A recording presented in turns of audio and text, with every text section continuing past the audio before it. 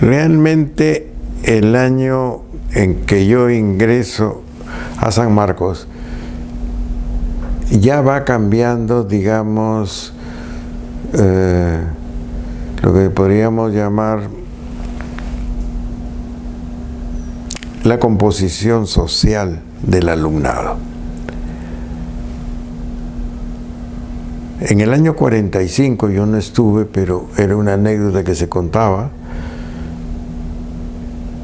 El profesor Horacio Urteaga, ¿no?, le dijo a un alumno afrodescendiente que él se retirara de la clase porque él no podía dictar o enseñar a personas de esa raza.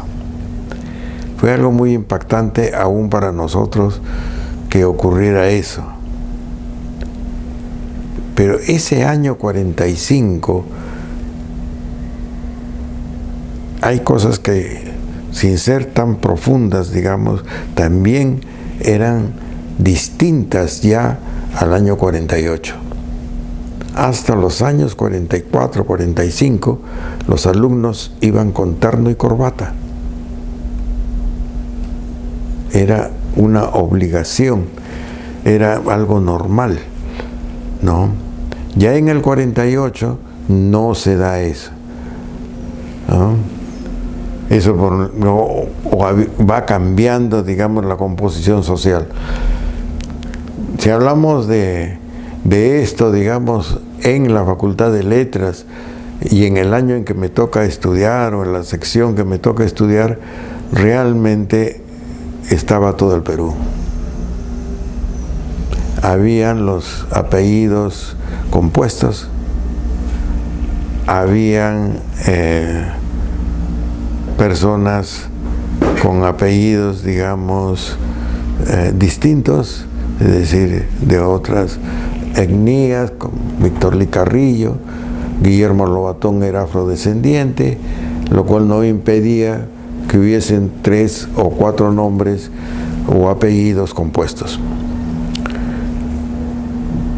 Había propias rivalidades, como es natural, entre ellos y los que no pertenecían a su grupo. Había muy pocas señoritas, muy pocas mujeres.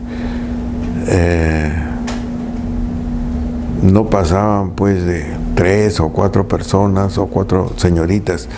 Algunas de ellas también de ¿cómo se podría llamar? Pues de cierta alcurnia intelectual, más bien, ¿no? Intelectual. Eran hijos o nietos de algunos importantes escritoras o escritores peruanos. Ahora, en algunas facultades sí había más mujeres, ¿no? Por ejemplo, en educación. Bueno, pero educación yo no tengo muy claro. Creo que se funda por el año 45. El primer rector es el Cueto Fernandini, ¿no? Y evidentemente el mayor número de alumnos eran señoritas. Después, cuando ya yo estudio Derecho, igualmente eran poquísimas las alumnas que estudiaban Derecho. Curiosamente, en Ciencias había bastantes, es decir, un mayor número de señoritas, ¿no? En Química, en Física, en esas facultades. Había algunas alumnas, muy pocas por cierto.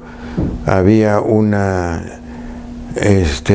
hija del embajador de China, era china nacionalista en ese momento, y que evidentemente tenía una facilidad para los idiomas. Había estado su padre en Estados Unidos, dominaba el inglés y aprendió castellano prácticamente, porque en algún momento conversé con ella y le dije: ¿qué tiempo llevas en el Perú? Llevo 8 meses, y hablaba castellano prácticamente.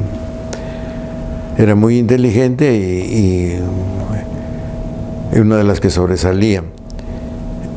La otra señorita era también inteligente y era sobrina de Eudosio Rabines, este famoso político peruano.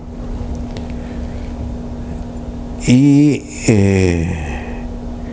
había otra más que era la hija de una escritora peruana que vivió muchos años en España y pronto no recuerdo su nombre. Ahora bien, lo interesante es, creo yo, que va cambiando un poco la concepción de la vestimenta. Hay una especie de democratización, digamos, por decirlo así, de la vestimenta. Las personas, digamos, de provincia ya no son dos personas, sino muchas. Las formas de hablar son notables, son distintas. Yo hablaba como piurano, obviamente, porque acababa de llegar de Piura, ¿no? Digamos, esa democratización se sentía ya en el año 48, 49. Sí. Era normal que un amigo que tengo yo, que es limeño, me dijera en algún momento, ¿por qué hablas así? Elevando el tono de voz al término de una frase, como hablan los piuranos, pero es que yo soy piurano, le digo. Bueno, pues Manuel, estás en Lima, tienes que hablar como nosotros. Entonces yo le retruco, pero todavía déjame un poco más de tiempo, porque yo no te entiendo muchas veces cuando hablas, porque todas las personas que viven en una capital hablan su idioma en forma acelerada. Eso es una comprobación lingüística. Bueno, quedamos empatados. Él hablaba más despacio y yo me quité el dejo piurano. Pero vean ustedes cómo se da eso, ¿no? Es decir, ya la incursión, digamos, no es solamente de una persona, como Abraham Valdelomar o César Vallejo. No, ya comienza una cosa mucho más masiva.